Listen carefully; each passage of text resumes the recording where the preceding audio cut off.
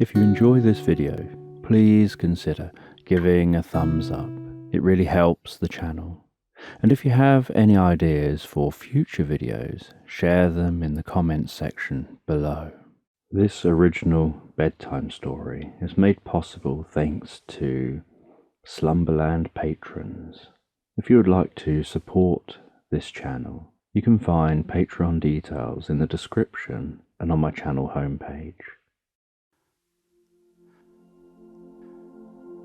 Just take a moment to allow your eyes to close and allow yourself to begin to relax. And as you take a moment to begin to relax, I don't know whether you'll relax deeper to the sound of my voice or whether it'll be to the spaces between my words.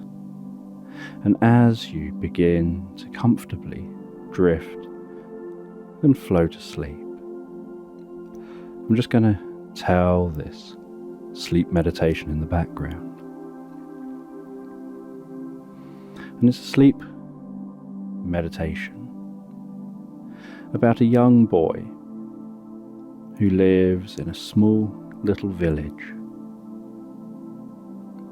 And in that village is the most beautiful old church.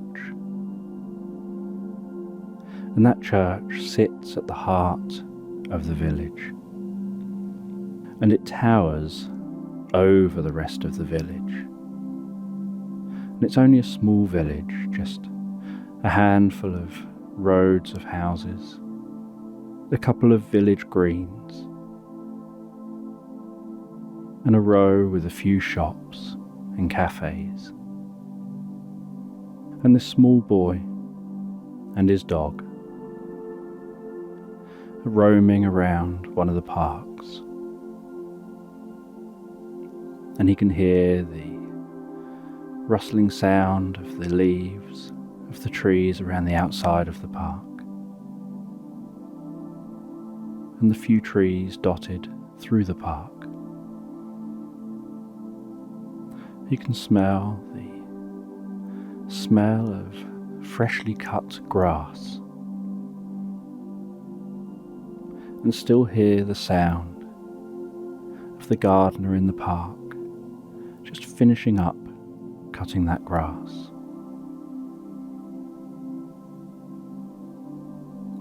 And as he walks near the flower beds, you can smell the scent of the different flowers.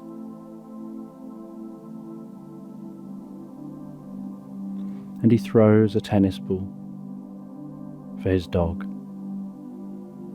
as far as he can. And the dog chases after that tennis ball as it bounces, then hits a stone and bounces at an angle, meaning the dog has to try and jump at an angle and just misses that ball, but seems to be more excited by missing the ball that it gets just a couple more seconds to chase the ball before grabbing that ball, looking over at the boy, and then running to the boy, placing that ball at his feet, and then crouching down as if prepared to run. And the boy picks up that ball again, goes to throw it, does a fake throw, watches the dog's reaction, noticing how attentive that dog is, before then throwing it as far as he can again. And this time the ball strikes a tree, bouncing off at a different angle. And so that dog goes exploring, and the ball rolls under a bush. And the dog is sniffing around near the bush. And while his dog is sniffing around, trying to figure out how to get to the ball, the boy just takes a few moments to enjoy watching the bees as they fly from plant to plant, just getting on with their work, seeming to have their own little system to how they work. And he notices some butterflies landing on some purple flowers, extending their tongues into the flowers and drinking. And he finds this all very curious and interesting.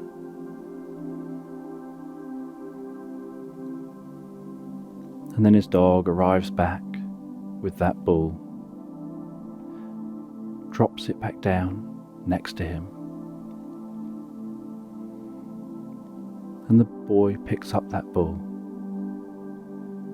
and continues walking through the park, with the dog hopping around his legs, wanting him to throw the ball again. But the boy just keeps walking until the dog comfortably just joins in step with him, and the two of them walk the rest of the way through the park. And they walk out to just outside the churchyard, and the boy looks up at the church, and he wonders whether it would be possible to be able to reach the bell using his slingshot. And so he rests his elbows on the wall around the churchyard. He looks at his slingshot. He lines it up. And he gets himself a couple of blueberries that he's got on him, and he puts them on the wall. He decides he'll start with blueberries just to see if he can get his aim right. And the church bell seems surprisingly large for the size of the church. For although the church is larger than all the other buildings around here, it's still only a small village church. And yet this bell seems so large. And so he puts one of the bluebells into the slingshot, takes aim, closes one eye, lines it up, pulls back and then lets go, and watches as that bluebell travels a short distance and then just lands in the churchyard.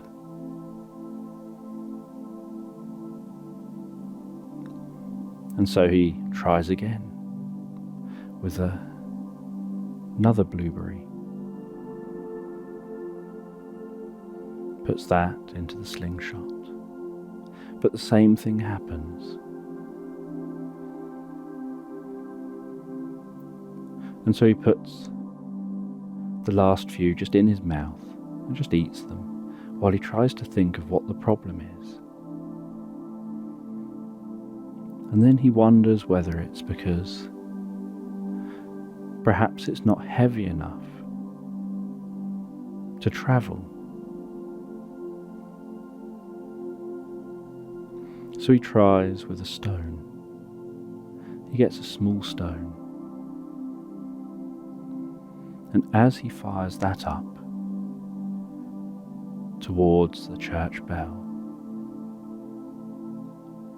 he's surprised when he thinks it looks like it's missed, but the church bell makes a really loud ding before making an equally loud dong. And he gets a little startled by this, and then realizes that his stone didn't reach the bell. It just happens that the bell ringers rung the bell just as he fired that stone. And he realised that he wouldn't be able to fire a stone that high and that far.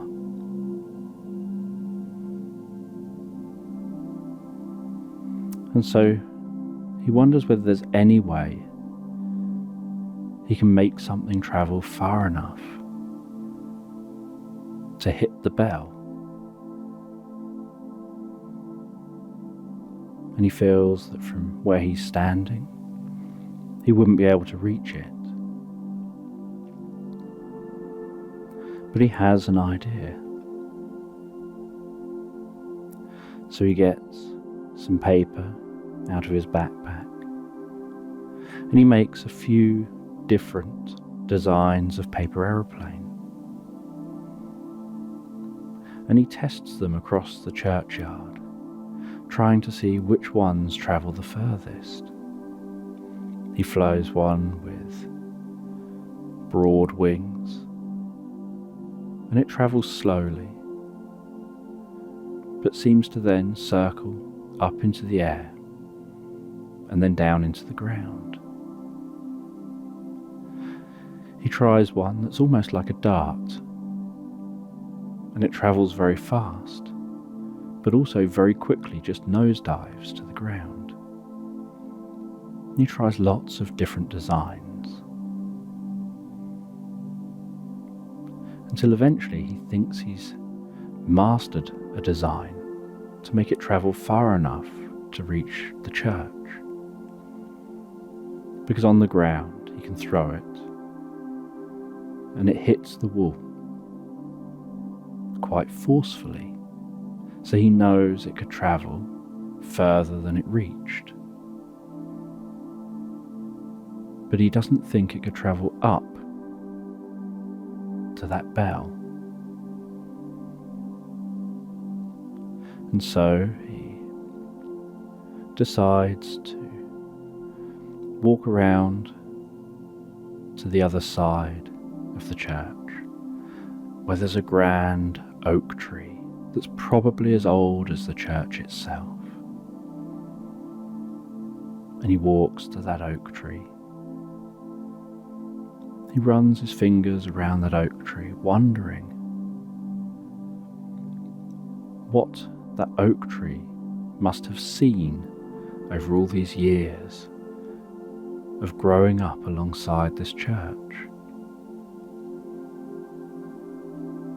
And he scrambles up into the branches and starts climbing up that oak tree, climbing higher and higher up the oak tree. And the higher he climbs up that oak tree, the more the branches sway. And he's only a small boy, and so he doesn't mind. He just holds on and keeps climbing. And once he's up near the top of that oak tree, he settles himself into a comfortable position, almost wedging himself in place to free up his hands.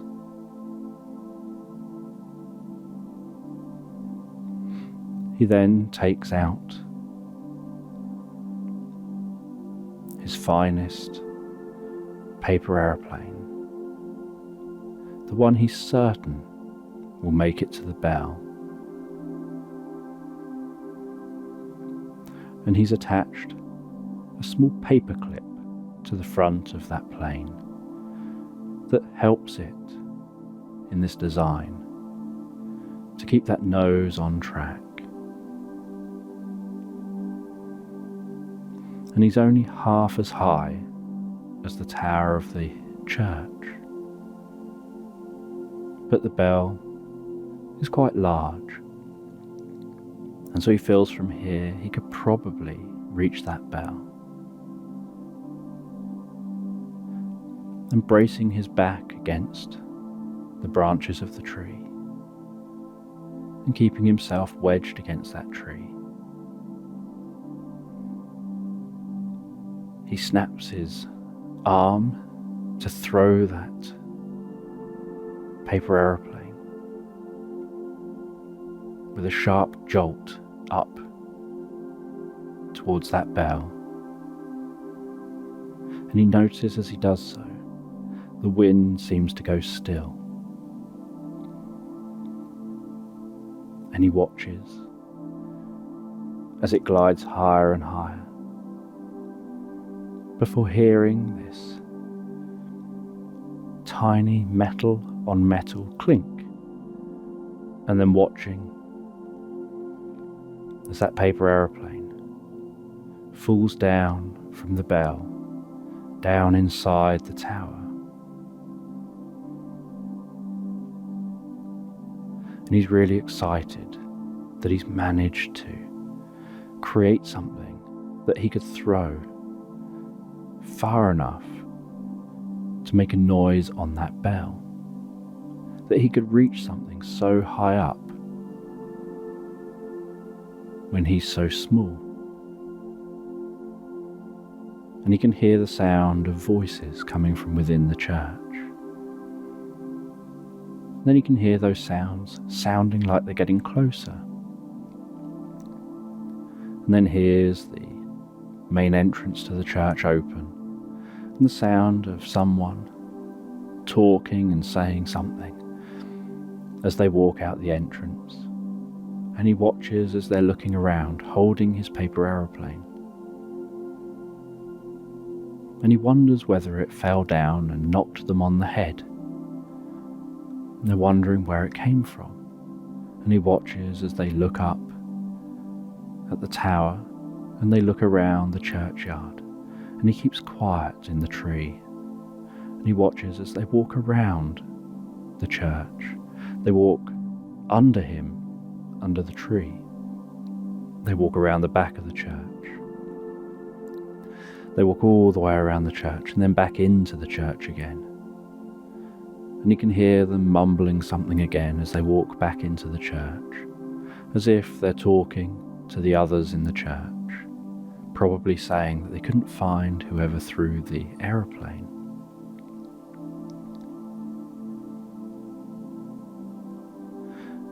And his dog is so patiently sitting at the base of the tree, just out of sight. And he walks down from that branch, climbing his way down to the next row of branches, stretching down to the branches beneath that. As the branches get thicker and thicker, and the swaying gets less and less. And then when he's down to the last few branches that are almost the main trunk, he sees this hole where a branch used to be, that was perhaps rotten and cut down, that maybe helped to keep this tree going for so long. And he peers into that hole, and he tries to squint and see what he can see in there. And he can see a little bit of light in that hole. And it looks like there are some steps. And he's a little confused by this.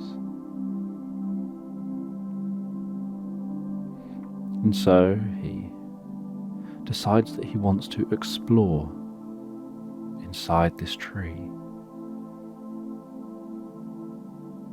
And he whistles to his dog, who stands up and walks around the tree to be in front of him. He then calls for the dog to jump up and join him, and the dog runs at the tree, jumps and scrabbles a bit, and manages to get its two front paws just high enough for the boy to be able to get his arms just under the front legs of the dog and help to pull it up into his arms. And then the boy and the dog lower themselves down through that hole. And as they lower down, so a green glow begins to illuminate the inside of this tree. And they notice that strangely the inside of the tree seems larger than it appears from the outside.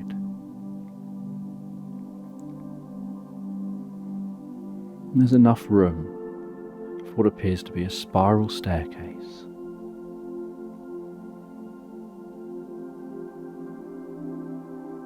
And so they begin to follow those steps. And they follow down 10 steps. From 10, 9, 8, 7, 6, as they go deeper and deeper into the tree. 5, 4, 3, 2, 1, as they step off of the bottom of those steps. The dogs pause, make the most gentle sound on the ground, and the boy takes a couple of steps, and that green glow continues down here. And as the boy looks around, he notices what looks almost like lots of green string spread out in multiple directions down many different tunnels. And that green string has some thicker parts of string, some thinner and some incredibly fine. And they seem to be pulsing ever so slightly, with pulses of light, pulses of green light, spreading down all those strings.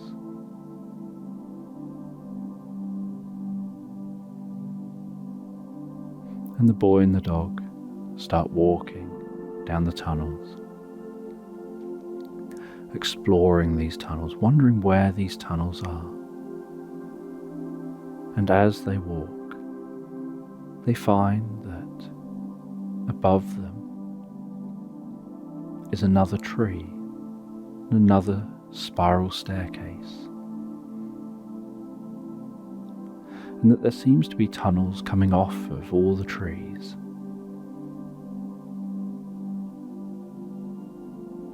That connect from one tree to another, and that green string seems to connect from one tree to another, and seems to fill the soil around the edge of the tunnels, and its glow illuminates the tunnels, and it seems that every step the boy takes and the dog takes impart a little bit of energy to where they step, making a slightly brighter glow.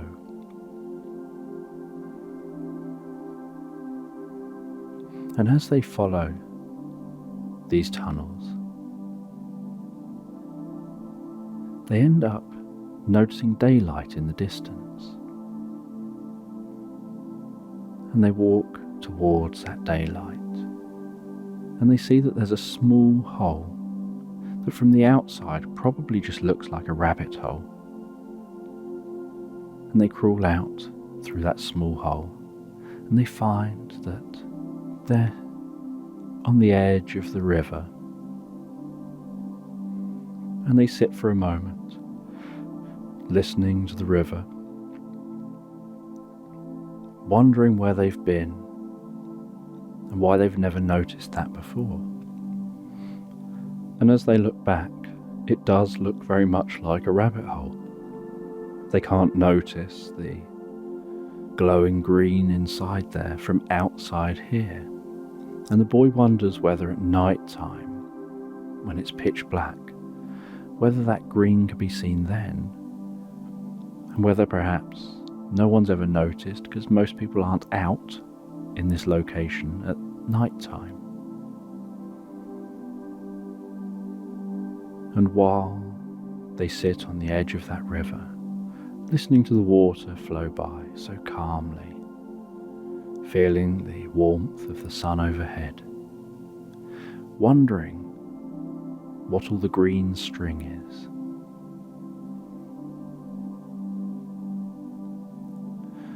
They see what looks like sparkling coming from the waterfall.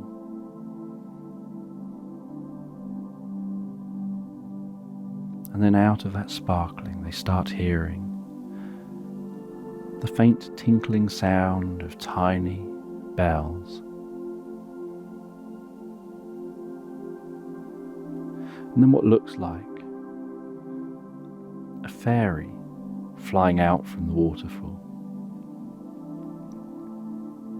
And it flies over towards the boy and the dog. And it seems to investigate them.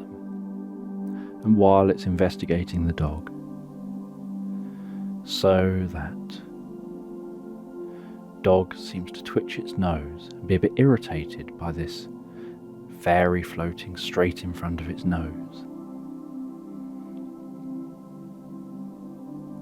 And then the fairy lands on a rose and calls the boy over. And that fairy begins to explain that there's more life out here than he probably realizes, that all of nature is connected. And by him going down into the roots of the trees and exploring those underground tunnels, he's become aware of something in nature that others overlook. The way that all the plants, the trees all communicate through a web under the ground of fungus, and that connects and allows communication from the roots of all of the plants, of the flowers, of the grass, that the grass communicates when it's being walked on, and what direction it's being walked on, and what actions whatever's walking on it is doing, to be able to warn others of what might happen. And that fungus glows in a green glow as energy passes along it, as that communication passes along it,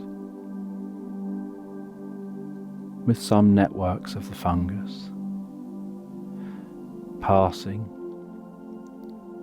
large amounts of information and being thicker strands of fungus that then spreads out, almost like motorways breaking down into smaller roads and smaller roads as you get closer and closer to any one house.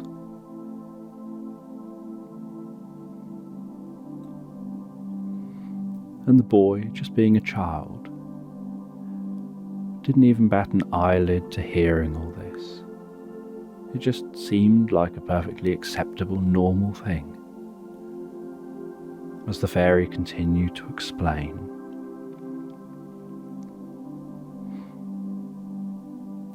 and then that fairy took off again and flew back towards the waterfall, and the child and the dog decided to walk back to that churchyard. And as they arrived back at the churchyard, they walked up to the church, and the boy wanted to collect his paper aeroplane so that he could place it on a shelf at home, the paper aeroplane that reached the top of the church. And so the boy and the dog went to the church door, carefully and attempted to quietly open that door as it made a large, heavy wooden door sound and creaked open. And he couldn't hear any voices in here now. And he walked into the church and could see the way the sun was shining through the stained glass windows on one side of the church, illuminating those stained glass windows with the most beautiful, vivid colours, and the way that light was cast across the floor and the walls of the church.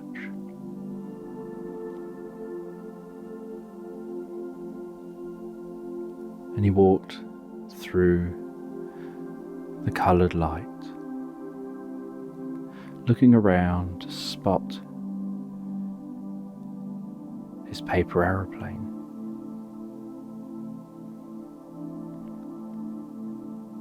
And then he saw the aeroplane just sitting on a table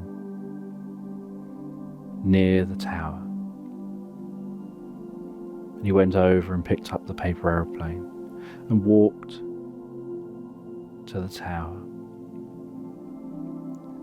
and looked up at the bell overhead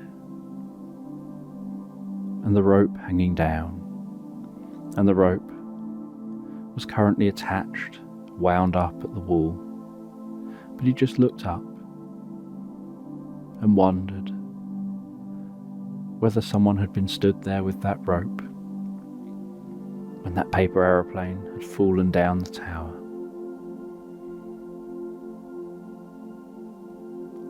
And being a child, something about this made him smile.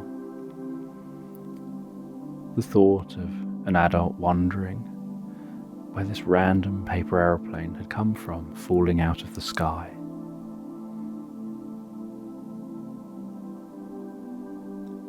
And he left the churchyard,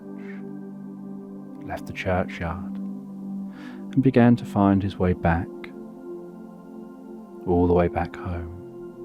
He went back through the park. He walked back to his street, turned down his street, arrived at home, went up to his room. He let his parents know as he was walking up to his room that he was back home now. He placed that paper aeroplane right in the centre of his mantelpiece, with it taking pride of place.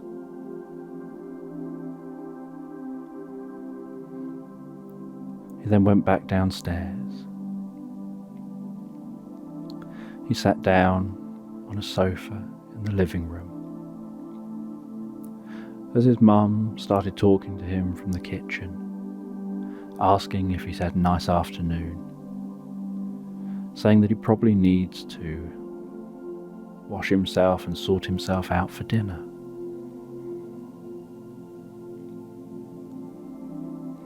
And so he takes his dog, and the two of them clean themselves up, ready for dinner time.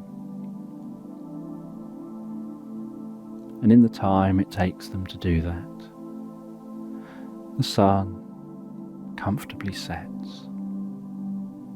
He can smell the waft of dinner.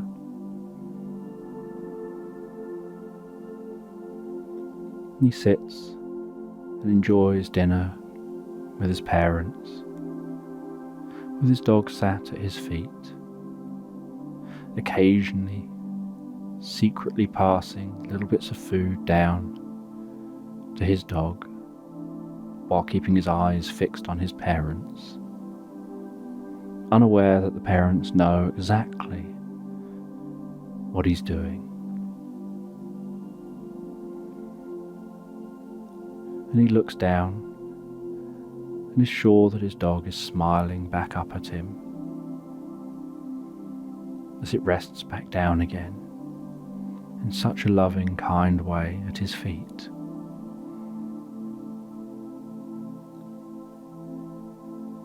And after dinner, his mum says that he can stay up a little later tonight so that he can enjoy the eclipse. And his dad had been setting up a few cameras out in the garden to try and get the best photos he can of the eclipse. And they'd set up some deck chairs. The mum made some warm popcorn and some hot chocolate to drink. And they wrapped up warm, sat in the deck chairs, tilted back, gazing up at the sky. And the dad kept getting up and taking photos, and then resting back in the deck chairs, and then getting up, taking photos, and then resting back in the deck chair as the eclipse went on. And kept on explaining what's going on and what could be seen in the sky, and the occasional cloud would pass across the moon.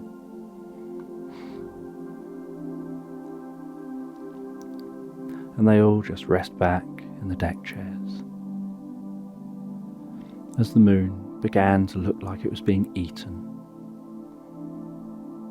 It went from a full moon to gradually getting darker and darker as the Earth's shadow moved across the moon, until it was the most beautiful pinky red colour in the sky.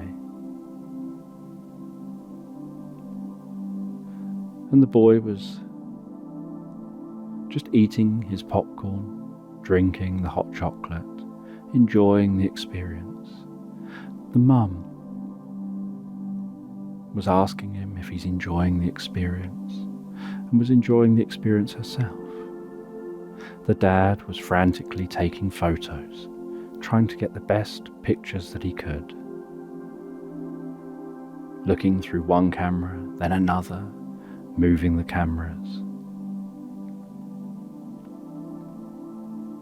Then after a while, a bright white line appeared on one side of the moon as the shadow began to move across the moon, moving off of the moon.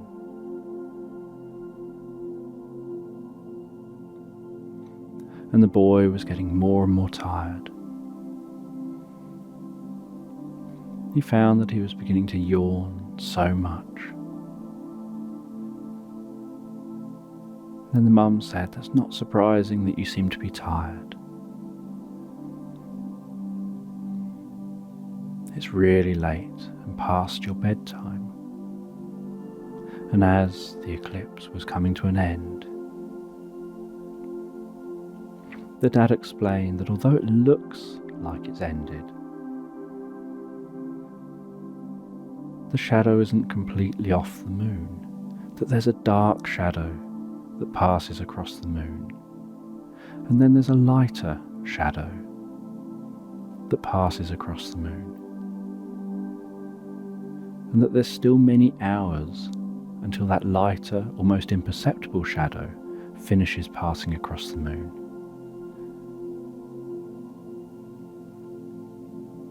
And the mum says, "You can stay out here taking photos if you want, but I think we'll go to bed now." And the son agreed. And he was pretty much out of popcorn and hot chocolate now, so he was more than happy to go to bed. He'd seen the best part of the eclipse. He'd had the most interesting day. He went upstairs, got himself ready for bed, and got into bed. His mum kissed him on the forehead and said good night. His dad came in, kissed him on the forehead and said good night, and said that he'll show him the photos in the morning.